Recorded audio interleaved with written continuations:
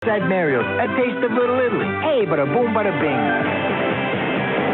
This is The Stafford Show with guest host John Downs on AM 640 Toronto Radio. Welcome back to The Stafford Show. Coming up, Toronto City Councillor Denzel Minnan-Wong. He's one of those muckrakers over at City Hall, one of those right-wing muckrakers.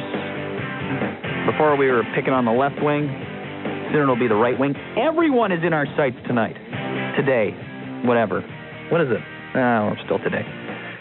So this idea of charging more for water, depending on when you use it, has come up. A group of contractors and construction unions is releasing... unions again. Jeez, they're everywhere. Releasing a report today calling for a bigger role for the private sector in providing water and sewer services throughout Greater Toronto. The report says the price of water should vary by the time of year or even by the time of day. So why would we do that? What's the point? Well, that's why we have Andy Manahan, who is Executive Director of the Residential and Civil Construction Alliance of Toronto, joining us on the line. Andy, how are you doing today? Great. How are you? Very good. Thanks a lot for being here. So answer that question for us. Why would we have varying prices depending on time? I'll do my best. I guess the authors of the report said that typically consumers in Canada and Toronto don't pay enough for water. So that meters should be used, smart meters that actually measure the time of day or the season. So, for example, a lot of us, may run our dishwasher when there's a lot of demand on the system, maybe at 7 o'clock at night. If we waited till 11 and put it on a timer, and we were actually encouraged because the prices were less at 11 or 11:30, then I think more people would start doing that. Well, we do that with electricity because there's not a heck of a lot of electricity to go around.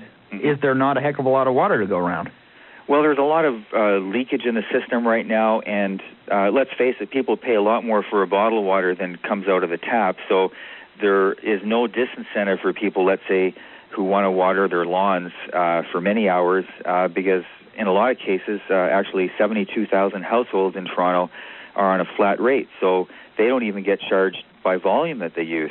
So but that question, that's being addressed, though, isn't it? I mean, aren't meters going in everywhere? It is, but it's taking too long, I think. The City of Toronto, I think, has a 3-year plan to do that, but they've been talking about a 3-year plan for many years now, so why can't we do it in a year? Why can't we contract that out? So if the City of Toronto is looking for innovative ideas, I think we could probably contract out the installation of meters across the city. You said something that kind of caught my ear there, and I've heard it before, and I've never quite understood it, that we get too much of a bargain for water in Toronto. Why should we pay more for something that we apparently don't need to pay more for?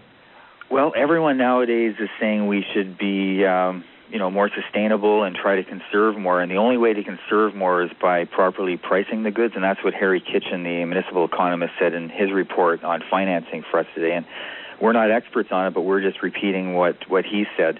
As an industry, obviously in construction, we're interested in rehabilitating water mains and installing new mains where they're needed to accommodate growth, but we can understand the logic of smart meters.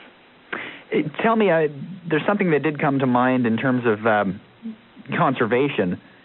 You may have heard the story a couple months ago with the lead in the drinking water. Yeah. And I remember covering this and hearing city officials recommending you run your tap between 2 and 5 minutes when you get home from work, when you wake up in the morning. I thought that was the craziest thing I'd ever heard of. Why waste that much water? Why not have a program right away to replace lead pipes? And Harry Kitchen didn't have that in his original report, and we said, this is a hot issue right now. Can you comment on it?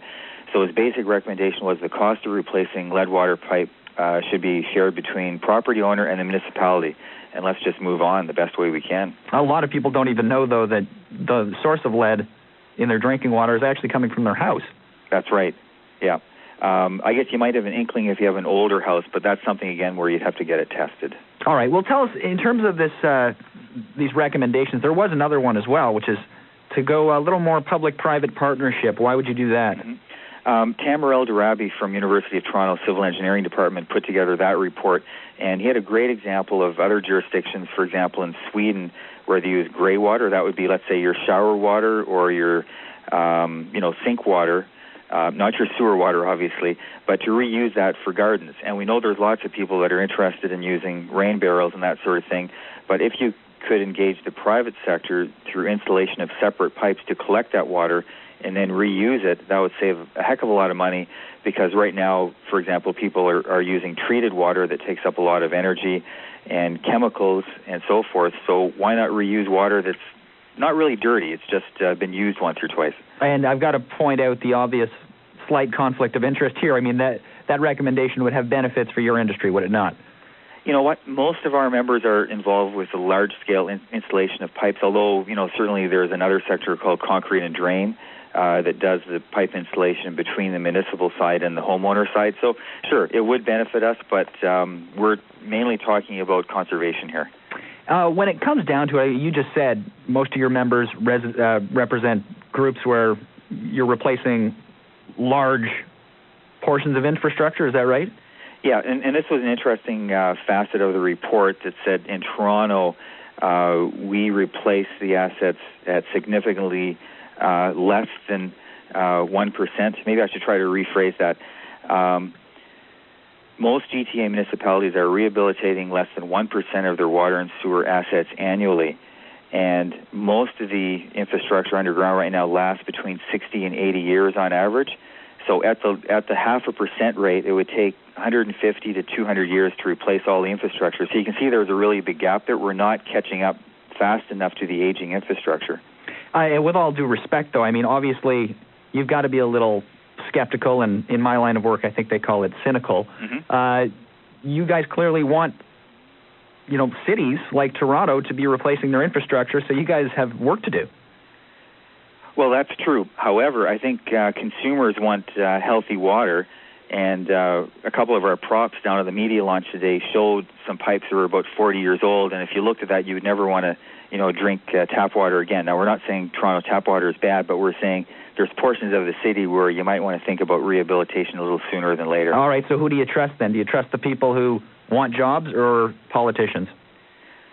Well, let's trust the consumers. Consumers are buying a lot of bottled water right now, and rather, or out of their household taps, they're putting on filters. So can we do a better job at source? Probably. All right. We got to get going, but we're going to take some of these questions to our listeners. Thanks a lot for joining us today, Andy. Okay. Thank you very much, John. Andy Manahan is Executive Director of the Residential and Civil Construction Alliance of Toronto. Specifically, I want to know if you would actually conserve more water if you had to pay more for it, depending on the time of day. Or do you think this idea that we should be paying more for water in the first place is ridiculous? 416-870-6400, *640 if you got a cell phone.